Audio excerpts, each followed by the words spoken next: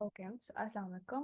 In yesterday's class, we basically discussed what processes take place just before mitosis begin, how the chromosomal number changes due to DNA replication, and how it comes back to its original 46 number post mitosis has completed. So today we would be discussing all the relevant phases of mitosis and let's just quickly recall that what are the two things which happen before mitosis. Aisha, can you answer me what are the two processes which take place just before mitosis begin? What is something which necessarily has to take place before mitosis or nuclear division can start? Interface तो हमारे पास पूरा phase of the cell cycle होता है जो mitosis से पहले होता है right that's a phase what are the processes which take place during interface which are necessary for mitosis interface में ऐसी दो चीजें हो रही होती हैं जो हमारे पास माइटोसिस के लिए इंपॉर्टेंट होती हैं so what is it okay one of them is what one of them is DNA replication you are right DNA replication एक प्रोसेस है और वो प्रोसेस किस phase of the cell cycle में हो रहा होता है वो एस फेज में हो रहा होता है one of them is absolutely correct एक और चीज हमने पढ़ी थी कि just before mitosis another thing replicates और डिवाइड्स तो हमारे पास ऐसी कौन सी चीज है जो डबल हो रही होती है या अपने नंबर को एक्सपैंड कर रही होती है यस यू आर राइट आपने मुझे बिल्कुल सही सेल साइकिल बताया that we have G1 then we have S phase and then we have G2 ये पूरे जो तीन फेजेस हैं वो आपके पास इंटरफेज होते हैं और जो last phase of the cell cycle होता है वो आपके पास माइटोसिस होता है and DNA replication is one thing which is taking place during the S phase and जब तक डीएनए रेप्लिकेशन नहीं होगी हमारे पास न्यूक्लियर डिवीजन नहीं होगी why because we have to preserve the chromosomal number there is one more thing which happens just before mitosis begins and it has to do with the spindle formation हमारे पास जो spindle fiber है वो basically microtubule से बन रहा होता है right so yesterday we discussed that there is a structure जो कि replicate करता है just before mitosis ताकि हमारे पास spindle formation हो सके can you recall what structure or what center was it of the cell can you recall that sure I will repeat myself I said कि एक तो आपने बिल्कुल सही जवाब दिया कि DNA replication is very important before mitosis another thing yesterday we discussed कि हमारे पास एक रीजन होता है सेल का जिसमें एक पर्टिकुलर ऑर्गेनील प्रेजेंट होता है वो रीजन या वो ऑर्गेनील बेसिकली डिवाइड होता है या टाइम्स 2 हो जाता है एंड वो बेसिकली माइक्रोट्यूब्यूल से बना हुआ होता है and why do we have to replicate that particular organelle or that particular center of that particular region because एक जो region है वो एक pole of the cell या एक end of the cell पे जाता है और दूसरा दूसरे end पे जाता है and then because that structure is made up of microtubules that structure gives rise to your spindle fibers जिससे आपका spindle formation होती है हमारे पास जो स्पिंडल फाइबर माइटोसिस में बनता है वो माइक्रोट्यूब्यूल से बना हुआ होता है ठीक है तो हमारे पास जो भी वो स्ट्रक्चर है जो कि माइक्रोट्यूब्यूल से बना हुआ है उसका रेप्लिकेट होना जरूरी है ताकि एक स्ट्रक्चर हमारे पास एक एंड ऑफ द सेल पे चला जाए दूसरा स्ट्रक्चर दूसरे एंड पे चला जाए what is that structure that is my question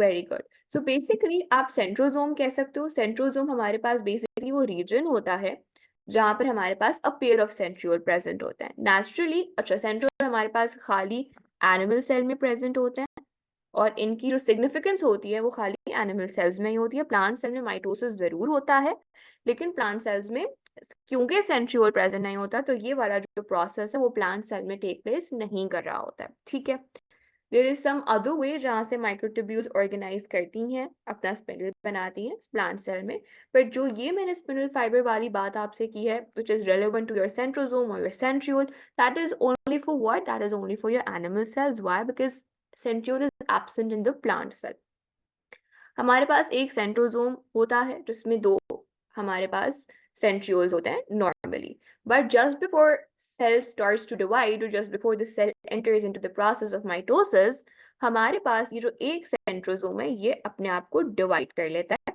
और हमारे पास एक के बजाय दो सेंट्रोजोम्स होते हैं दो सेंट्रोजोम्स होते हैं एक सेंट्रोजोम में भी no we have one pair तो जब 2 सेंट्रोसोम्स हो जाएंगे तो हमारे पास 2 सेंट्रियोल के पेयर्स हो जाएंगे, यानी in total we have 4 centrioles. और ये सेंट्रियोल्स क्योंकि माइक्रोट्यूब्यूल से बने हुए होते हैं, so they give rise to your spindle fibre. और आपके पास जो ये स्पिंडल फाइबर होता है वो फिर ऑब्वियसली माइक्रोट्यूब्यूल से ही बना हुआ होता है। Is this clear? Can we proceed further?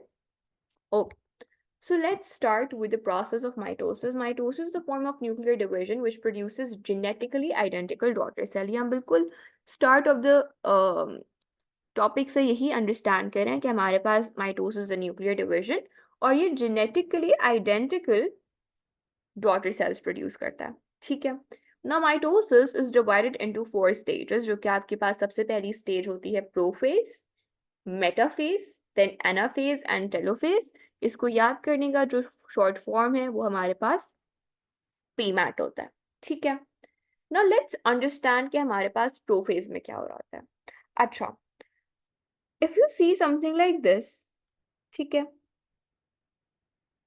ये हमारे पास टेल मी, ये मेरे पास नॉर्मल कंडीशंस में मेरा जो न्यूक्लियर मटेरियल होता है वो इस तरह से होता है, राइट? ये हमने कल अंडरस्टैंड किया था कि ये हमारे पास क्रोमैटिन है। Chromatin as we discussed yesterday कि हमारे पास ये वुंडेड थ्रेड, वुंडेड कह लो या कॉइल्ड कह लो, wounded thread like DNA around protein.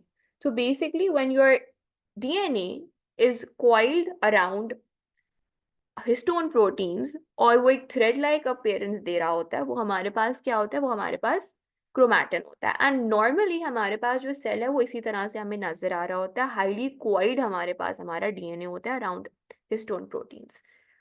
ये हमारे पास कब होता है? ऐसा स्ट्रक्चर हमें इंटरफेस यानी नॉर्मल सेल कंडीशंस, या जो हमारे पास मेजॉरिटी सेल की जो साइकिल है उसमें हमें सेल इस तरह से नजर आ रहा होता है, उसका न्यूक्लियस हमारे पास ऐसा होता है। एंड क्लियरली आपके पास यहाँ पर जो क्रोमोसोम्स हैं, जो आपके पास सेपरेट क्रोमोसोम्स हैं, हमारे पास 23 पेयर्स यानी हमारे पास 46 क्रोमोसोम्स हैं, वो आपको सेपरेट नजर नहीं आ रहे, वो आपको सिर्फ घटमट किस्म के कॉइल में नजर आ रहे हैं, right? They are not visible in a way कि आपको एक एक क्रोमोसोम सेपरेटली नजर आ रहा हो। So this is how in interface your nucleus or your chromatin or your DNA molecule looks like. However, हमारे पास अगर न्यूक्लियर डिवीजन होना है तो हमारे पास सारे क्रोमोसोम्स को सेपरेट होना पड़ेगा, correct? So what happens in prophase is कि आपके पास जो ये क्रोमैटिन है ना, ये आपके पास शॉर्टन, कंडेंस या थिकन हो जाएगा। इसको हम कंडेंसेशन ऑफ आवर क्रोमोसोम्स या कंडेंसेशन ऑफ क्रोमैटिन कहते हैं। एंड एज ए रिजल्ट आपके पास मोर विजिबल या मोर प्रोमिनेंट क्रोमोसोम नजर आने लगेंगे। यानी अगर कोई चीज हमें पहले ऐसे नजर आ रही थी तो अब आपके पास पार्डन माय ड्राइंग, अब आपके पास जो क्रोमोसोम्स हैं वो सेपरेटली नजर आने लगेंगे। ठीक है, so instead of this highly coiled structure आपको हर क्रोमोसोम जो है वो शॉर्टन हो जाएगा, वो कॉइल हो जाए, वो थिकन हो जाएगा, सॉरी। सो ये जो प्रोसेस होता है इसको हम क्या बुलाते हैं? Condensation of chromosomes. और बेसिकली हो क्या रहा है? Your chromosomes shorten, thicken and become more distinctly visible when you observe the cell under a microscope. Distinctly visible हो जाता है। एक तो ये चीज हमारे पास हो रही है। देन इफ यू सी हमारे पास ये क्या है? ये हमारे पास, आप इसको न्यूक्लियर एनवेलप बुलाते हो या न्यूक्लियर मेम्ब्रेन बुलाते हो। हमने सेल स्ट्रक्चर में पढ़ा हुआ है कि हमारे पास जो न्यूक्लियर मेम्ब्रेन होती है that is a double membranous structure. ये जो न्यूक्लियर मेम्ब्रेन होती है ना, that disappears, your nuclear disappear कह लो या डिसइंटीग्रेट कह लो या ब्रेक डाउन कह लो, द न्यूक्लियर एनवेलप डिसइंटीग्रेट्स, यानी ये हमारे पास टूट जाता है। तो व्हाट हैज हैपेंड? हमारे पास इन क्रोमोसोम्स को कोई चीज सराउंड नहीं करी, ये अब किसी मेम्ब्रेन में इंक्लोज नहीं, ये हमारे पास अब बाहर आ गए, यानी they are now within the boundary of the cell, लेकिन ये न्यूक्लियस के अंदर अब नहीं है। ये सेल, ऑब्वियसली हमने कल क्या पढ़ा था कि हमारे पास जो ये क्रोमोसोम्स होते हैं या जो ये डीएनए मॉलिक्यूल्स हमारे पास होते हैं, they are as long as 1.8 metres, और ये 6 माइक्रोमीटर के न्यूक्लियस में इंक्लोज्ड होता है ना। जब ये इस तरह अपने इस फॉर्म में आ गए तो ऑब्वियसली हमारे पास अब ये हमारे न्यूक्लियस के अंदर तो नहीं फिट हो सकते, so they come out into the remaining boundary, the remaining vicinity of the cell. हमारा जो न्यूक्लियर एनवलप है, जो इनको जिसमें ये इनक्लोज थे, वो खत्म हो गया, डिसइंटीग्रेट हो गया। हमारे पास ऑब्वियसली न्यूक्लियस में एक और चीज होती है जो उसका हाईली क्या कहते हैं ना, हाईली डेंस्ड या एक बॉल लाइक जो फीचर होता है, जिसको हम लोग न्यूक्लियोलस बुलाते हैं, जो कि हमें as a ball inside nucleus normal conditions में या इंटरफेस में नजर आ रहा होता है, वो भी हमारे पास डिसअपेयर हो जाता है। सो your nucleolus disappears, okay? And then what happens is कि आपके पास just before mitosis हमने अंडरस्टैंड किया था कि हमारे पास दो basically centrosomes बन जाते हैं, right? We have two centrosomes now. ठीक है, यहाँ पर मैं प्रॉपरली स्ट्रक्चर नहीं ड्रॉ करी, बस आप आए से समझ जाओ कि ये हमारे पास सेंट्रियोल का स्ट्रक्चर है। तो बेसिकली आपके पास ये दो थे। तो आपके पास जो ये इंडिविजुअल सेंट्रोसोम्स हैं, या जो आपके पास इंडिविजुअल पेयर ऑफ सेंट्रियोल्स हैं, ये माइग्रेट कर जाते हैं ऑन द पोल्स। यानी एक सेंट्रोसोम या एक पेयर ऑफ सेंट्रियोल एक एंड ऑफ द सेल पे चला गया, और दूसरा पेयर ऑफ सेंट्रियोल या दूसरा सेंट्रोसोम एक एंड ऑफ द सेल पे चला गया, जिसको हम कहेंगे that the centrosomes migrate to the opposite poles.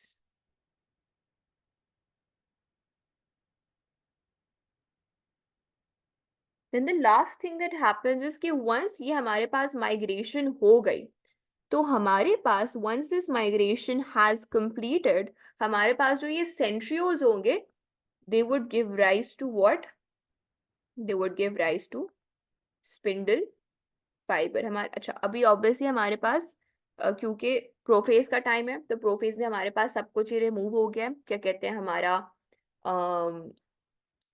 Nucleus disappear हो चुका है, न्यूक्लियोलस डिसअपेयर हो चुका है, सॉरी, न्यूक्लियोलस हैज डिसअपेयर्ड। जो प्रॉपर न्यूक्लियस का शेप था वो हमारे पास डिसइंटीग्रेट हो चुका है। अच्छा, हमारे पास centrosomes have migrated and they form the spindle fibre, और हमारे पास जो हमारे क्रोमोसोम्स थे वो हमारे पास इस तरह से सेल में क्या कहते हैं, एग्जिस्ट कर रहे हैं।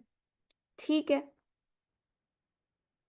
Now in this case let's understand कि जैसे हमारे पास 46 क्रोमोसोम्स हैं, यहाँ पे आपको कितने क्रोमोसोम्स नजर आ रहे हैं? 4 chromosomes. So for our ease let's understand कि इस जो भी स्पीशी है, इस स्पीशी के जो क्रोमोसोम्स नंबर हैं वो हमारे पास 4 हैं, करेक्ट? तो अब हमारे पास by the end of your prophase आपके पास कुछ ऐसी शेप ऑफ द सेल हो जाती है।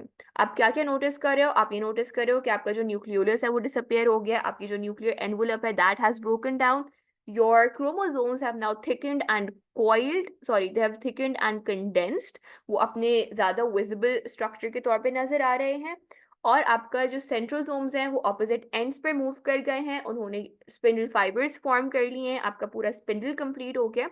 This is how your cell looks at the end of prophase. Is prophase clear? Anything that you want to ask? Is it clear? Okay. Now next, हमारे पास end of prophase पे क्या है कि हमारा spindle form हो गया, लेकिन अभी तक जो हमारे chromosomes हैं, they have not attached themselves to this spindle. So अब क्या होगा हमारे पास in the next step, which is your metaphase, आपके पास metaphase में जो ये chromosomes हैं, they would attach themselves to the spindle. ना हमारे पास अटैच कैसे करें? अटैच वो वाया अपने आर्म्स को अटैच कर लें, या वो अपनी टेल्स को अटैच कर लें, वो कैसे अटैच करेंगे? तो हमारे पास जो सेंट्रोसोम होता है, हर क्रोमोसोम का एक सेंट्रोसोम है, राइट? ये इनका सेंट्रोसोम है, करेक्ट? हमारे पास सेंट्रोसोम में एक पार्ट होता है which is made up of protein, उसके एजेस पे होता है समथिंग लाइक दिस, ठीक है। दिस इज बेसिकली आपके सेंट्रोसोम पे एक पार्ट होता है, और इसको हम क्या बुलाते हैं, इस पार्ट, ये हमारे पास क्रोमोसोम का पार्ट होता है, सॉरी सेंट्रोमेयर का पार्ट होता है। हमारे पास जो सेंट्रोमेयर है हर क्या कहते हैं क्रोमोसोम का, उस सेंट्रोमेयर के एंड्स होते हैं, एजेस होते हैं जिसपे एक स्पेशल प्रोटीन लगा हुआ होता है, और उन एजेस को हम क्या बुलाते हैं, वी कॉल देम काइनेटोकोर्स, ठीक है। हमारे पास बेसिकली जब भी स्पिंडल फाइबर आप इसको ऐसे इमेजिन कर लो कि आप कोई चीज अगर स्टिक कर रहे होते हो तो आप एक पॉइंट पे ग्लू लगाते हो, राइट। आप फॉर एग्जाम्पल अगर आप एक यूएचयू का वो वाला क्या कहते हैं, हम अगर जो हमारे पास लिक्विड ग्लू होती है, हम लिक्विड ग्लू पूरे एरिया पे तो नहीं लगाते, हम उसकी डॉट डॉट करके लगा रहे होते हैं, राइट।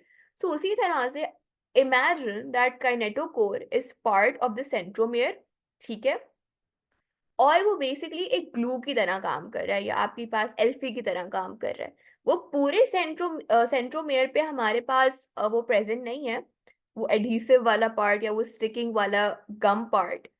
दो एजेस हैं सेंट्रोमेयर पे जो कि एक्ट कर रहे हैं as your glue, as your adhesive. तो जिस पार्ट ऑफ द सेंट्रोमेयर पे वो special kind of proteins exist कर रहे होंगे which are allowing the centromere to attach itself to the spindle fiber, उस पार्ट को हम लोग कहते हैं काइनेटोकोर, ठीक है। काइनेटोकोर किसका पार्ट है, ये सेंट्रोमेयर का पार्ट है।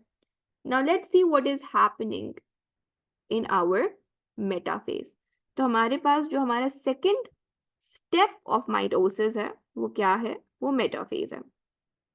Now what is happening in metaphase, as I mentioned, metaphase में क्या हो रहा है, chromosomes now attach themselves to the spindle. Chromosomes attach themselves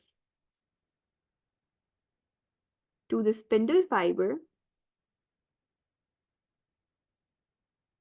via what? Via your kinetochores.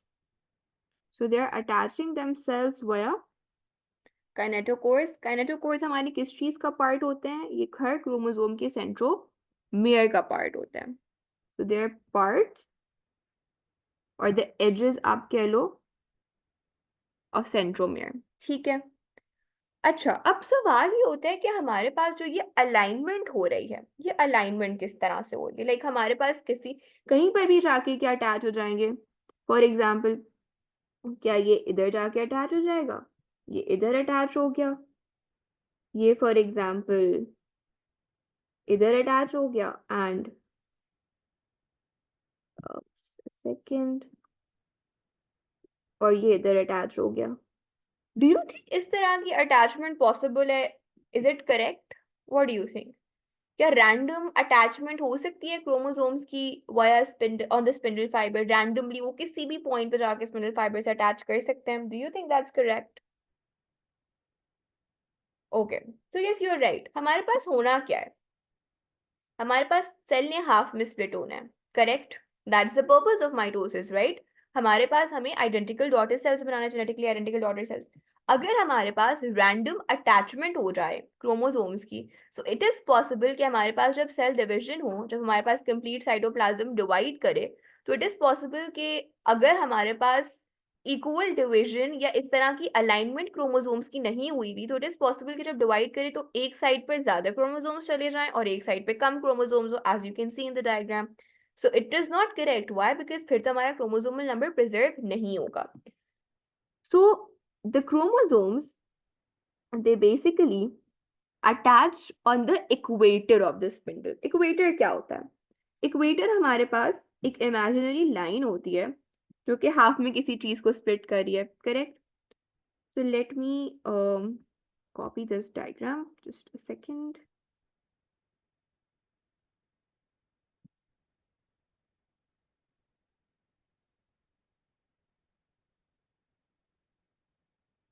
Okay,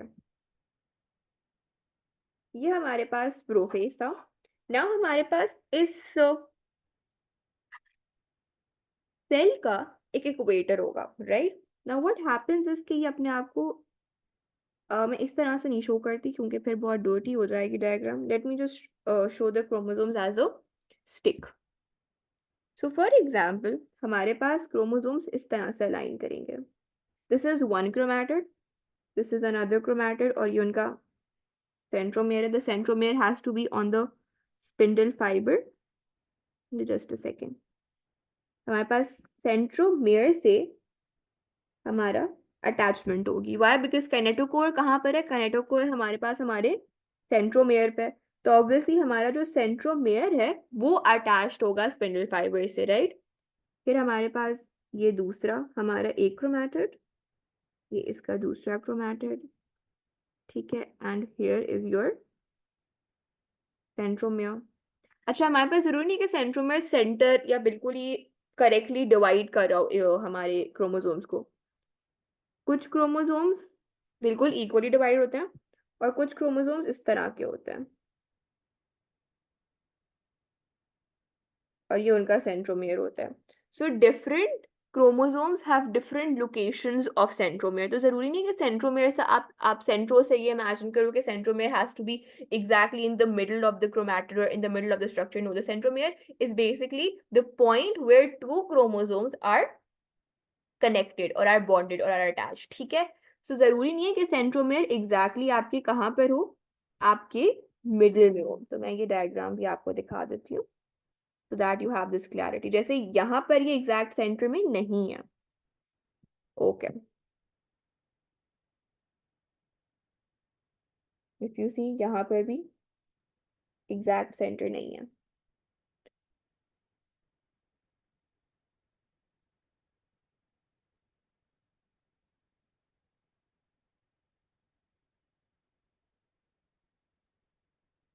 okay,